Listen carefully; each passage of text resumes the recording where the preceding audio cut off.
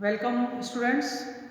आज के video lecture में अपन क्लोरोफाइसी वर्ग के अंतर्गत क्लेमाइडोमोनास शैवाल का स्टडी करेंगे। इससे पहले कल अपन ने क्लोरोफाइटा डिवीजन में वर्ग क्लोरोफाइसी के अंतर्गत उनके अभिलाक्षणिक गुण और वेजिटेटिव जो स्ट्रक्चर है, रेंज ऑफ थैलस स्ट्रक्चर है, क्लासिफिकेशन है, उसका स्टडी किया था। और आज अपन क्लोरोफाइसी वर्ग का जो फर्स्ट ऑर्डर है वोल्वोकेलिस, और वोल्वोकेलिस ऑर्डर के अंतर्गत क्लेमाइडोमोनास का स्टडी करेंगे। वोल्वोकेलिस ऑर्डर जो है इसको एफ.ई. फ्रिच ने 3 सब ऑर्डर में डिवाइड किया है, जिसमें प्रथम जो सब ऑर्डर है वो क्लोरोमोनाडिनी है। सब ऑर्डर का जो एंडिंग है वो इनी है, तो क्लोरोमोनाडिनी है। इसके अंतर्गत मोस्टली यूनिसेलुलर और मोटाइल फॉर्म को सम्मिलित किया गया है। सेकंड जो ऑर्डर जो है वो आपके टेट्रास्पोरिनी है, और टेट्रास्पोरिनी के अंतर्गत कॉलोनियल फॉर्म को सम्मिलित किया गया है। एंड थर्ड जो ऑर्डर है वो क्लोरोडेंड्रिनी है। क्लोरोडेंड्रिनी में डेंड्रोइड फॉर्म जो है उनको सम्मिलित किया गया है। तो ये तीनों वर्ग के अंतर्गत अपन उसमें स्टडी करेंगे। और क्लोरोमोनाडिनी के अंतर्गत क्लेमाइडोमोनास है, वो आपके एल्गा आता है क्लेमाइडोमोनास। और दूसरा जो बाकी के जो वोल्वॉक्स है, हाइड्रोडिक्टियोन है, ये भी आपको अपन ओडोगोनियम है, पॉलियोकिट है, ये अलग अलग ऑर्डर्स के अंदर अपन सभी में पढ़ेंगे। तो वोल्वोकेलिस ऑर्डर के अंतर्गत आपके 2 सवाल सिलेबस में, एक क्लेमाइडोमोनास, दूसरा वोल्वॉक्स है। और इसके अलावा जो वोल्वोकेलिस ऑर्डर के अंतर्गत एक क्लोरेला शैवाल आता है। क्लोरेला हालांकि आपके सिलेबस में नहीं है, परंतु उससे संबंधित परीक्षा में प्रश्न आते हैं। क्लोरेला के बारे में 2-3 प्रश्न आते हैं कि क्लोरेला, पहली बात तो क्लोरेला जो है वो एक यूनिसेलुलर नॉन मोटाइल एल्गा है, एक कोशिकीय और अचल शैवाल है। और इसके अंतर्गत ऑटोस्पोर के द्वारा अलैंगिक जनन होता है। ऑटोस्पोर जो होते हैं वो इस प्रकार के स्पोर होते हैं जो कि exact to their parent cell के समान होते हैं, उसे ऑटोस्पोर कहते हैं। तो ऑटोस्पोर के द्वारा रिप्रोडक्शन होता है। इसके अलावा क्लोरेला का जो उपयोग है, इकोनॉमिक इम्पोर्टेंस है, उसके अंतर्गत क्वेश्चन आता है। तो क्लोरेला को एक्सपेरिमेंटल स्टडीज़ के रूप में उसको काफ़ी प्रयोग में लिया जाता है, स्पेशली रेस्पिरेशन और फोटोसिंथेसिस की स्टडी करते हैं तो उसमें क्लोरेला का प्रयोग किया जाता है। इसके अलावा क्लोरेला के अंतर्गत फोटोसिंथेसिस रेट हाई होने के कारण ये ऑक्सीजन का इवोल्यूशन अधिक करता है, इसलिए इसको स्पेस कैप्सूल में ऑक्सीजनेटेड एनवायरनमेंट प्रोवाइड करने के लिए ऑक्सीजन सप्लाई के रूप में भी इसको उपयोग में लिया जाता है। और इसके अलावा क्लोरेला से एक क्लोरेलिन नामक मेडिसिन भी प्राप्त होती है। और नेक्स्ट जो इम्पोर्टेंट कैरेक्टर है वो उसका इकोनॉमिक इम्पोर्टेंस, वो फूड के रूप में है। इसमें क्लोरेला के अंतर्गत प्रोटीन का कंटेंट लगभग 50% होता है। और इसके अलावा भी, प्रोटीन के अलावा भी कार्बोहाइड्रेट है, फैट्स है और मिनरल विटामिन्स, ये भी अलग अलग कंसंट्रेशन में पाए जाते हैं। तो ये एक फ्यूचर फूड के रूप में, प्रोटीन सोर्स के रूप में इसका उपयोग है वो क्लोरेला का किया जाता है। तो आपको इसमें ये क्लोरेला जो शैवाल है उसमें 3-4 जो प्रश्न बनते हैं। एक तो उसमें ऑटोस्पोर के द्वारा एसेक्सुअल रिप्रोडक्शन होता है। दूसरा जो है इसको एक्सपेरिमेंटल बायोलॉजी में उसका अधिकांशतः उसका प्रयोग किया जाता है, स्पेशली फोटोसिंथेसिस है, रेस्पिरेशन के अंतर्गत। और थर्ड जो है अंतरिक्ष यात्री जो है वो स्पेस शटल में ऑक्सीजन सप्लाई के रूप में भी उसका उपयोग करते हैं। और हाई प्रोटीन कंटेंट होने के कारण उसको फ्यूचर फूड के रूप में भी देखा जाता है। तो ये कुछ क्लोरेला से संबंधित इम्पोर्टेंट बातें थी। अब अपन वोल्वोकेलिस ऑर्डर, क्लोरोफाइसी में सबसे पहला ऑर्डर है वोल्वोकेलिस, और वोल्वोकेलिस ऑर्डर में सब ऑर्डर है क्लोरोमोनाडिनी, जिसमें फैमिली क्लेमाइडोमोनाडेसी और उसमें जीनस क्लेमाइडोमोनास का अपन स्टडी करेंगे। क्लेमाइडोमोनास एक यूनिसेलुलर और मोटाइल एल्गा है, और ये एक मोस्ट प्रिमिटिव एल्गा के रूप में देखा जाता है। और ये जो शैवाल है उसमें अगर लैंगिक जनन की अगर अपन बात करते हैं तो इसमें तीनों प्रकार के जो लैंगिक जनन है, आइसोगैमस टाइप का, समयुग्मकी, असमयुग्मकी और प्रिमिटिव आद्य विषम युग्म की प्रकार का जनन है वो क्रम में पाया जाता है, इसलिए इसे प्रिमिटिव एल्गा के रूप में दिखा जाता है। और क्लेमाइडोमोनास मोस्टली फ्रेश वाटर में ये पाया जाता है उनके स्पीसीज। और इसके अंतर्गत इसकी एक जो टिपिकल वेजिटेटिव सेल है उसका अल्ट्रा स्ट्रक्चर जो है वो अपने पहले ही स्टडी कर लिया है एक यूकैरियोटिक सेल के रूप में। इसके बावजूद भी अपन कुछ शॉर्ट में रिवाइज करते हैं। ये जो आपका क्लेमाइडोमोनास का जो सेल है इसमें सबसे बाहर सेल के बाहर ये म्यूसिलेजिनस स्थित होता है। ये आपका ये म्यूसिलेजिनस स्थित है। और इसके बाद में सेल वॉल है, सेल वॉल में मोस्टली सेलुलोज पाया जाता है। उसका मोस्ट ऑफ क्लेमाइडोमोनास सेल का जो शेप है वो पीरीफॉर्म होता है या पियर शेप्ड होता है, नाशपाती के आकार का होता है। परंतु कुछ ऐसे भी स्पीसीज है जिसमें स्फेरिकल यानी गोलाकार, इलिप्सॉइडल या फिर पॉइंटेड, जो क्लेमाइडोमोनास कॉर्डेटस होता है, कॉर्डेटा होता है, कॉर्डेटा में टेल के समान जो है वो पोस्टीरियर पार्ट टेल के समान होता है। बाकी मोस्ट ऑफ पीरीफॉर्म के अंतर्गत एंटीरियर पार्ट है वो पेपिलेट होता है, इसमें एपिकल पेपिला पाया जाता है, और पोस्टीरियर पार्ट है वो ब्रॉड होता है और चारों तरफ म्यूसिलेज से सराउंड होता है। इसमें एपिकल पेपिला के नीचे दो ब्लिफेरोप्लास्ट होते हैं, ये बेसल ग्रेन्यूल जैसे ब्लिफेरोप्लास्ट कहते हैं। इससे दो इक्वल कोशिका के एंटीरियर पोजीशन पे टू और इक्वल और विप्लास्ट टाइप यानी प्रतोद प्रकार की कशाभिका इसमें पाई जाती है। इसके नीचे दो कॉन्ट्रैक्टाइल वैक्यूल होती है, संकुचनशील नसधानियां होती है और इसका कार्य ऑस्मो रेगुलेशन का है।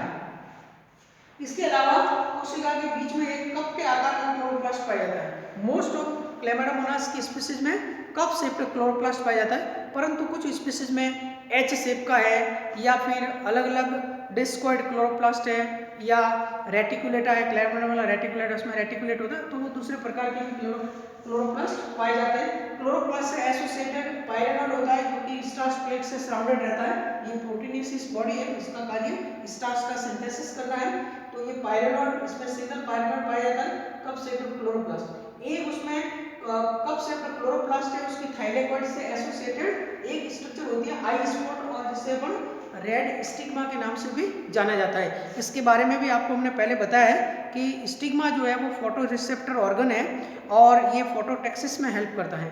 इसमें एक बाइकॉन्वेक्स लेंस होता है, उसके नीचे फोटोसिंथेसिस फोटो सेंसिटिव रीजन होता है और नीचे एक पिगमेंटेड प्लेट होती है। वर्टिकल सेक्शन में अगर अपन आई स्पॉट देखते हैं तो उसमें क्रोमेटोफोर लेयर और उसके अंतर्गत थाइलेकॉइड जो होती है उसके अंदर लिपिड ड्रॉपलेट्स है वो पाई जाती है। तो ये आई स्पॉट पायरेनॉइड्स, इस स्ट्रक्चर का आपको जानकारी होनी चाहिए। इसके बाद में सेंटर में न्यूक्लियस होता है और न्यूक्लियस में न्यूक्लियोलस और ये बाकी सारे वॉल्यूटिन ग्रेन्यूल साइटोप्लाज्म, ये बाकी सारे सेलुलर स्ट्रक्चर इसके अंदर पाई जाती है।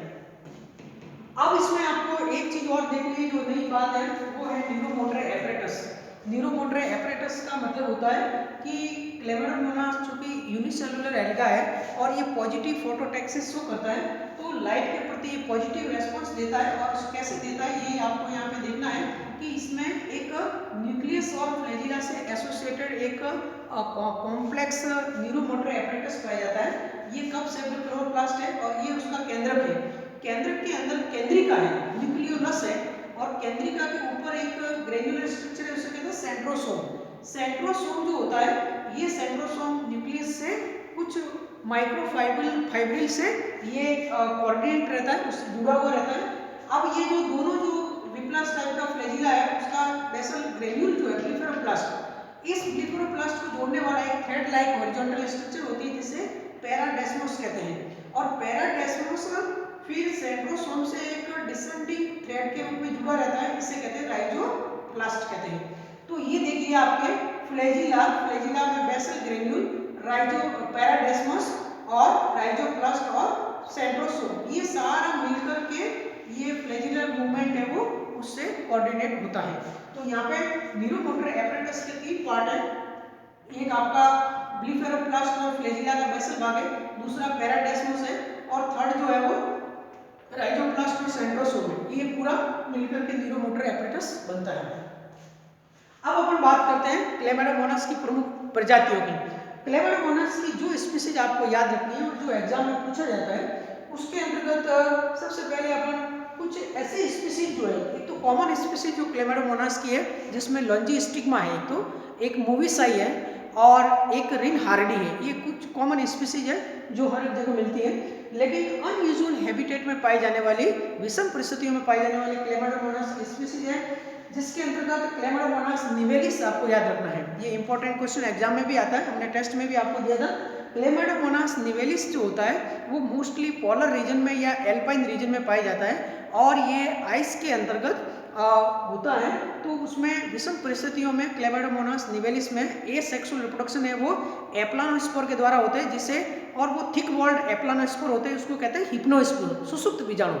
और हिप्नोस्पोर की जो वाल है उसमें एक रेड पिगमेंट पाया जाता है जिससे कहते हैं हिमेटोक्रोम, और इस हिमेटोक्रोम के कारण जो आइस है वो रेड कलर की अपीयर होती है। तो ये क्लेमाइडोमोनास निवेलिस स्पीसीज आपको याद रखनी है जो आइस को रेड कलर अपीयर प्रोवाइड करती है। इसके बाद में दूसरी स्पीसीज है क्लेमाइडोमोनास येलोस्टोनेंसिस। क्लेमाइडोमोनास येलोस्टोनेंसिस, ये येलोस्टोन नेशनल पार्क से इसका नाम लिया गया है। येलोस्टोन नेशनल पार्क यूएसए में स्थित है और वहाँ पे भी उस पार्क में भी आइस पाई जाती है, बनती है, और उस आइस का कलर ग्रीन दिखता है, येलोइश ग्रीन दिखता है, और वो भी क्लेमाइडोमोनास येलोस्टोनेंसिस के कारण है। तो वो कलर येलो नहीं दिखता है, येलोइश ग्रीन कलर दिखता है, वो क्लेमाइडोमोनास येलोस्टोनेंसिस है।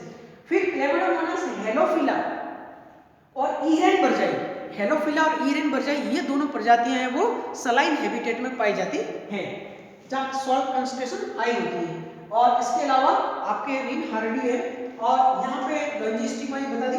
दो स्पीसीज आपको और याद रखनी है जब अपन उसमें लैंगिक जनन की बात करते हैं तो क्लेमाइडोमोनास में कॉमन जो फेवरेबल सीजन में जो हो रहा है रिप्रोडक्शन वो आपके आइसोगैमी टाइप का होता है, लेकिन कुछ स्पीसीज में एनाइसोगैमी और ऊगैमी भी रिपोर्टेड है। तो आपके जो एनाइसोगैमी पाई जाती है असम युग्मों की जनन, उस स्पीसीज का नाम है क्लेमाइडोमोनास ब्राउनी। ब्राउनी में असम युग्मों की जनन पाया जाता है। और दूसरी दो स्पीसीज और है जिसमें प्रिमिटिव ऊगैमी, ऊगैमी में भी प्रिमिटिव ऊगैमी आद्य विषम युग्मों की जनन पाया जाता है। वो स्पीसीज है क्लेमाइडोमोनास कॉक्सीफेरा और दूसरी है क्लेमाइडोमोनास ऊगेमम। ये दोनों स्पीसीज आपको याद रखनी है। तो ये क्लेमाइडोमोनास की स्पीसीज हो गई।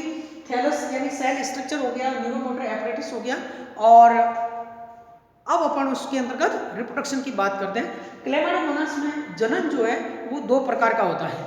एक जनन अलैंगिक जनन कहलाता है और दूसरा है लैंगिक जनन। अलैंगिक जनन जो है वो तीन प्रकार से होता है, तीन विधियों से होता है। सबसे पहली जो विधि है और जो मोस्ट कॉमन है, जो कि फेवरेबल सीजन में अनुकूल परिस्थितियों में जो जनन होता है, जिसके द्वारा क्लेमाइडोमोनास के अंदर अधिकतर मल्टीप्लिकेशन होता है, यानी कि एक वीक में एक क्लेमाइडोमोनास सेल से 2 लाख न्यू क्लेमाइडोमोनास सेल्स बन जाती हैं। तो वो जनन है by zoospore, formation of zoospore, चलो बीजाणुओं के द्वारा अनुकूल परिस्थितियों में कैसे होता है। इसके अलावा दूसरा जो जनन है वो विषम परिस्थितियों में अलैंगिक जनन है। विषम परिस्थितियों में अलैंगिक जनन दो प्रकार का होता है। एक तो एप्लानोस्पोर के द्वारा, अचल बीजाणुओं के द्वारा। एप्लानोस्पोर जो होते हैं वो जैसे आइस में कोई स्पीसीज पाई जाती है विषम परिस्थितियों में, तो वहाँ एप्लानोस्पोर बनते हैं जो कि जिसमें फ्लैजिला नहीं पाए जाते हैं और वो थिन वॉल्ड एप्लानोस्पोर होते हैं। लेकिन कुछ स्पीसीज जैसे क्लेमाइडोमोनास निवेलिस है, तो यहाँ पे जो एप्लानोस्पोर है वो अपने चारों तरफ मोटी भित्ति का स्त्रावण करते हैं और इसमें हिमेटोक्रोम पिगमेंट पाया जाता है। तो ये स्टेज और ये धीरे धीरे एप्लानोस्पोर है वो एक कॉलोनी का रूप धारण कर लेती है और रेस्टिंग स्टेज में चली जाती है। वो जो टेम्पररी और रेस्टिंग स्टेज होती है उसे पामेला स्टेज कहते हैं। तो एप्लानोस्पोर के द्वारा भी जनन होता है। और थर्ड जो है वो आपके पामेला स्टेज है। पामेला जो नाम है वो एक शैवाल का नाम है। पहले तो आपको ये ध्यान रखना है कि पामेला एक शैवाल का नाम है। क्लेमाइडोमोनास की इस टेम्पररी जो आपके ये फेज है अलैंगिक जनन की, जो कि विषम परिस्थितियों में उसको प्रोटेक्ट करती है, ये पूरा कंडीशन जो है कॉलोनी की वो पामेला एल्गा के समान दिखाई देता है, इसलिए उसे पामेला स्टेज कहते हैं। तो ये तीनों जो स्टेज इसके बारे में अपन उसका अध्ययन करेंगे। इसके अलावा लैंगिक जनन इसमें तीन प्रकार का होता है। सबसे पहला आइसोगैमी होती है जिसे समयुग्म की जनन कहते हैं, यानी दोनों जो फ्यूजिंग गैमेट्स है वो शेप और साइज में एक समान है, दोनों मोटाइल हैं। इसके अलावा एनाइसोगैमी जिसके अंतर्गत जो फ्यूजिंग गैमेट्स है वो शेप में तो एक समान है, परंतु उनका साइज जो है, साइज है वो छोटा बड़ा है, तो ये कहलाता है एनाइसोगेमी, और दोनों मोटाइल होते हैं और फ्यूजन से जाइगोट बनाते हैं। थर्ड ऊगैमी है। ऊगैमी के अंदर यहाँ डिफरेंस है कि फीमेल गैमेट सिंगल होता है और लार्ज इन साइज होता है विद रिजर्व फूड, जबकि मेल गैमेट संख्या में अधिक होते हैं और स्मॉल साइज के होते हैं, और वो फीमेल गैमेट तक वाटर करंट के साथ में पहुंचते हैं और फ्लैजिला की हेल्प से, और फर्टिलाइजेशन से जाइगोट बनता है और जाइगोट फिर oospore में कन्वर्ट होता है। और oospore है वो एक रेस्टिंग स्टेज होती है डोरमेंसी के रूप में, और उसके बाद में उसमें जाइगोटिक मियोसिस होता है, और जाइगोटिक मियोसिस के बाद में पुनः जूस्पोर बनते हैं, और वो जूस्पोर पुनः साइज में बड़े होकर के वेजिटेटिव सेल की तरह बिहेव करते हैं। और तो ये अपन आगे सब देखेंगे। सबसे पहले अपन क्लैमाइडोमोनास के अंदर अलैंगिक जनन जो है वो बाय जूस्पोर के द्वारा देखते हैं। फॉर्मेशन ऑफ जूस्पोर किस प्रकार से होता है, तो देखिए जूस्पोर के द्वारा जो जनन होता है, जब क्लैमाइडोमोनास जो है फेवरेबल सीजन होती है, और फेवरेबल सीजन के अंतर्गत सबसे पहला क्या होगा कि कोई भी एक क्लैमाइडोमोनास जो सेल है, जो वेजिटेटिव सेल है, अपन एक उदाहरण ले रहे हैं, तो सबसे पहले इस वेजिटेटिव सेल के अंतर्गत फ्लैजिला डिसअपीयर होगी। इसमें तीन चीजें होगी, ये आपको ध्यान रखना है। सबसे पहला जो कशाभिका है वह विलुप्त हो जाएगी, पहली बात। दूसरी बात जो है कॉन्ट्रैक्टाइल जो वैक्यूल है, संकुचनशील रसधानियां हैं, ये भी छोटी हो जाएगी या डिसअपीयर हो जाएगी। और तीसरी बात है कि जो साइटोप्लाज्म है वो सेल वॉल से हट करके सेंटर की ओर आ जाएगा। इन तीनों के फलस्वरूप ये स्टेज आ जाएगा। ये सेकंड स्टेज है, ये साइटोप्लाज्म थोड़ा सा हट रहा है, सेल से अलग हो रहा है, और ये डीफ्लैजिलेटेड सेल होगी है, और कॉन्ट्रैक्टाइल वैक्यूल भी छोटी हो जाती है, और इसके बाद धीरे डिसअपीयर हो जाती है। इसके बाद में थर्ड पोजीशन के अंतर्गत इस साइटोप्लाज्म में एक वर्टिकल लॉन्गिट्यूडनल डिवीजन होता है, और जिससे कि दो अपोजिट डायरेक्शन में दो डॉटर सेल्स का निर्माण होता है। इसके बाद में फिर राइट एंगल पे पुनः लॉन्गिट्यूडनल डिवीजन होते हैं, जिससे कि 4 सेल्स बनती हैं। तो एक कोशिका में 4 सेल्स बनती है, और इन चारों सेल्स में पुनः जूस्पोर का निर्माण होता है, यानी कि उसमें कॉन्ट्रैक्टाइल वैक्यूल्स बनेगी, इसके अंदर ब्लीफेरोप्लास्ट डेवलप होंगे, जिससे कि नए फ्लैजिला आएंगे, और फ्लैजिला डेवलप होने के बाद में ये सेल्स आपके साइज में बड़े होंगे, और इस पेरेंट सेल वॉल को रप्चर करते हुए ये जूस्पोर पानी के अंदर लिबरेट होंगे, और कुछ समय तक पानी में स्विम करने के पश्चात फिर रेस्टिंग स्टेज में आ जाते हैं। तो ये जो एक अलैंगिक जनन है वो मोस्ट कॉमन फेवरेबल सीजन में होता है, और 24 आवर्स के बाद, 24 घंटे के बाद में ये जो नई सेल्स बनी है ये पुनः अलैंगिक जनन करने के योग्य होते हैं। तो इस प्रकार से अगर अपन काउंट करते हैं एक जलाशय में जितनी सेल्स है, तो एक क्लैमाइडोमोनास सेल से एक वीक के अंदर 24 घंटे में अगर ये 4 सेल्स नहीं बनते, फिर ये 24 घंटे इस प्रकार से मानते हैं, तो एक वीक में लगभग 2 लाख नई कोशिका इससे बन सकती है। तो ये क्लैमाइडोमोनास के अंदर अलैंगिक जनन जल बीजाणुओं के द्वारा किस प्रकार से होता है, ये बहुत ही सरल है। सेकंड जो है एप्लानोस्पोर के बारे में हमने बता दिया है कि विषम परिस्थितियों में जहाँ पे आइस है या फिर नम मिट्टी है, इस प्रकार कंडीशन में एप्लानोस्पोर बनते हैं, वहाँ जूस्पोर नहीं बनते, और उसके अंतर्गत आपके वो स्पोर रेस्टिंग स्टेज में आते हैं, फेवरेबल सीजन में उससे नए सेल्स बनते हैं। और इसके अलावा क्लैमाइडोमोनास निवेलिस का हमने आपको बता दिया, उसमें थिक वॉल्ड हिप्नोस्पोर के द्वारा अलैंगिक जनन होता है। और इसके बाद आता है पामिला स्टेज। ये पामिला स्टेज में क्या होता है, ये मोस्टली स्टेज है वो अनफेवरेबल कंडीशन में पाई जाती है, और उस कंडीशन में जब जूस्पोर बाहर लिबरेट नहीं हो पाते हैं, तो सबसे पहले ये जो सेल्स हैं उनका जो डॉटर प्रोटोप्लास्ट जैसे ही डिवाइड होता है, डिवाइड होने के बाद में ये अनेकों खंडों में डिवाइड होते हैं, और प्रत्येक 4 सेल्स के चारों तरफ एक कॉलोनी या म्यूसिलेज का स्त्राव होता है, और ऐसे अनेकों जो थाउजेंड्स ऑफ कॉलोनी है वो एक कॉमन म्यूसिलेजिनस मैट्रिक्स के अंदर एम्बेडेड रहती है, धसी रहती है, सराउंडेड रहती है, और ये डोरमेंट स्टेज में बनी रहती है। और जैसे ही फेवरेबल सीजन आती है तो इन डॉटर सेल से फ्लैजिला डेवलप होते हैं, और धीरे धीरे ये नए सेल्स को जन्म देती है। चूंकि ये पामेला एल्गा के समान दिखाई देता है, इसलिए उसमें पामेला स्टेज कहते हैं। तो पामेला स्टेज जो है एक टेम्परेरी फेज है जो एक सेक्सुअल रिप्रोडक्शन के द्वारा जनन करती है, और फेवरेबल सीजन में नए प्लांट को जन्म देती है। तो this is all about sexual reproduction in Chlamydomonas. और नेक्स्ट वीडियो लेक्चर में अपन सेक्सुअल रिप्रोडक्शन इन क्लैमाइडोमोनास के बारे में और वॉल्वॉक्स के बारे में स्टडी करेंगे। धन्यवाद।